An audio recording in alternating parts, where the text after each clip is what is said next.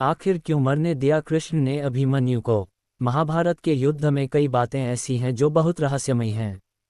आज हम ऐसे ही एक रहस्य की बात करने जा रहे हैं, अर्जुन के वीरपुत्र अभिमन्यु के मृत्यु की। अभिमन्यु ने चक्रव्यूह को तोड़कर कौरवों से बहुत बहादुरी से युद्ध किया था।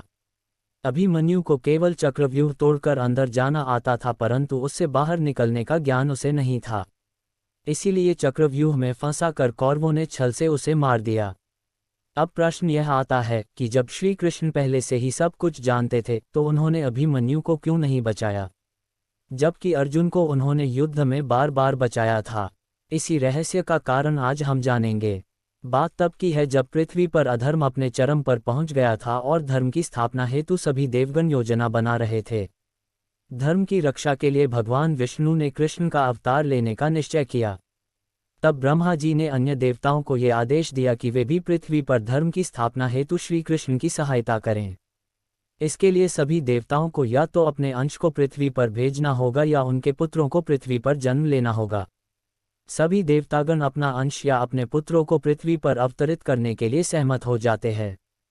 परंतु जब चंद्रदेव को पता चलता है कि उनके पुत्र वर्चा को भी पृथ्वी पर जन्म लेने का आदेश मिला है तो वे व्याकुल हो गए और इस आदेश का विरोध करने का प्रयास करने लगे।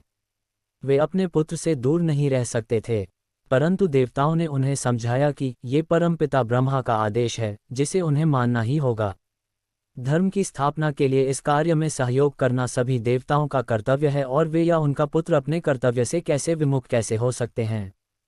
चंद्रदेव की शर्त। सबकी बात सुनकर चंद्रदेव एक शर्त के साथ अपने पुत्र वर्चा के अवतरण के लिए सहमत हो गए।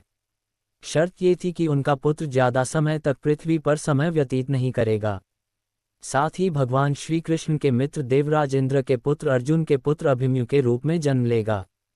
वह भगवान श्री कृष्ण और अर्जुन की अनुपस्थिति में अकेला ही अपना पराक्रम दिखाता हुआ वीरगति को प्राप्त करेगा, जिससे तीनों लोकों में उसके पराक्रम की चर्चा होगी। पूरे दिन युद्ध करने के पश्चात उसे संध्या समय ही अपने शरीर को छोड़कर स्वर्ग आना होगा। एक शर्त यह भी थी कि अभिमन्यु का पुत्र भी कुरुमंचा का उत्तराधिकारी होगा। तब देवताओं ने उनकी सभी शर्तें स्वीकार कर लीं। इसलिए अभिमन्यु ने अर्जुन के पुत्र के रूप में जन्म लिया और श्री कृष्ण के शिक्षा दीक्षा में परम योद्धा बना। अभिमन्यु ने अपनी मां के गर्भ से ही चक्रव्यूह तोड़ना सीख लिया था, किंतु चक्रव्यूह से बाहर आने का तरीका वो नहीं जान पाया, क्योंकि जब अर्जुन सुभद्रा को चक्रव्यूह तोड़ना सिखा रहे थे तो आधे में ही सुभद्रा को नींद आ गई। चक्रव्यूह की रचना। भीष्म के घायल होने के बाद से ही पांडवों ने कौरवों की सेना में हाहाकार मचा दिया था। इसलिए कौरवों ने पांडवों की सेना का सर्वनाश करने की योजना बनाई। इस योजना के अनुसार उन्होंने अर्जुन और उनके सारथी कृष्ण को युद्ध भूमि से दूर कर दिया और चक्रव्यूह की रचना की, जो केवल अर्जुन ही तोड़ना जानता था। किंतु ऐसे समय में अभिमन्यु ने आगे आकर उनकी सेना का सर्वनाश होने से बचा लिया।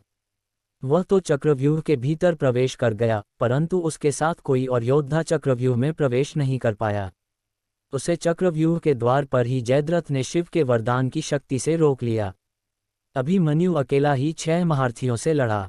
जब अभिमन्यु के हाथ से सभी शस्त्र टूटकर गिर गए, तब भी वह रथ के पहिए से लड़ता रहा और ऐसे ही सायंकाल तक लड़ते लड़ते वह अल्पायु में ही वीरगति को प्राप्त हुआ। इस प्रकार अपनी बहादुरी के कारण वह युद्ध भूमि का सबसे शूरवीर योद्धा कहलाया और शर्तानुसार जल्द ही स्वर्ग को प्रस्थान कर गया। यही कारण था कि श्री कृष्ण ने सब कुछ जानते हुए भी अभिमन्यु के प्राणों की रक्षा नहीं की और उसकी नियति में जो तय था वह होने दिया।